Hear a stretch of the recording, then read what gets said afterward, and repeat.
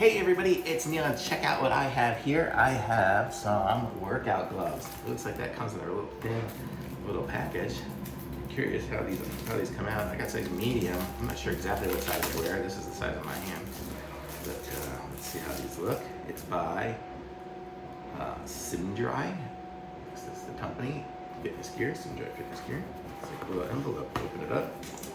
And these are the gloves. No instructions or anything on them, but let's just give them a try and see how they are.